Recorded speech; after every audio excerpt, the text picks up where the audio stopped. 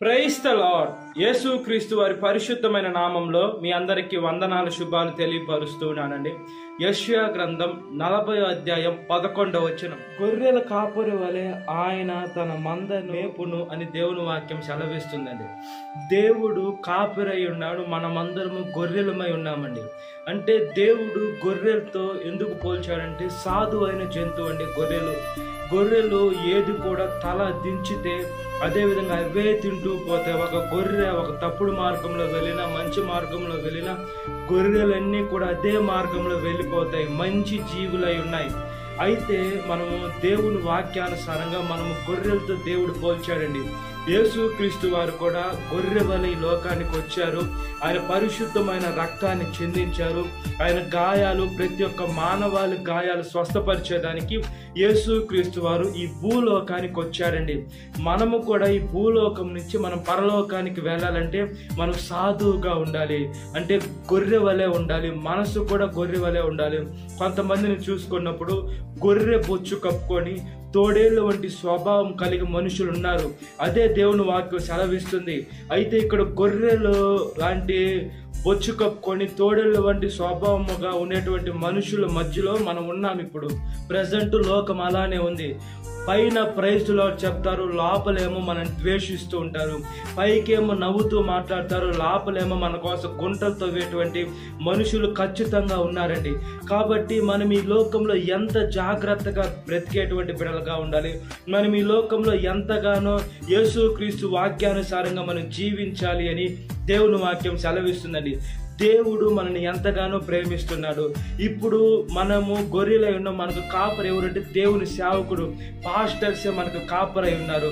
పాస్టర్స్కి ఎవరు కాపరి? యేసుక్రీస్తు వారు కాపరై ఉన్నారు. కాబట్టి మనము దేవుడు సేవకులకి లోబడేటువంటి బిడ్డలుగా ఉండాలి. వాళ్ళ మాట మనము వాళ్ళు బాధ పెట్టకుండా ఎప్పుడైతే వాళ్ళ మాట ఆలకిస్తామో, మాట్లాడేది సేవకులు కాదు, వాక్యమైన దేవుడే సాక్షాత్తు వాళ్ళ ద్వారా మాట్లాడుతున్నాడు. సేవకుడు ఎవరంటేనండి మనకి దేవునికి మధ్యలో మధ్యవర్తి అయి ఉన్నాడు. ఆయన మధ్యలో ఉండి మన సమస్యలన్నీ దేవుడికి చెప్పేటువంటి సేవకుడు అయి ఉన్నాడు. కొంతమంది అబద్ధ బోధకులు ఉంటారు, అలాంటి వాళ్ళ సంగతి కాదు. కానీ భారంతో సేవకులని మనం ప్రేమించే బిడ్డలుగా ఉన్నట్లుగా ప్రార్థన. మహాపరిశుద్ధ ఆత్మదేవ, మా ప్రియ పరలోక తండ్రి, ఒకసారి ఆ ప్రార్థన అయితే ఆలకించండి అయ్యా.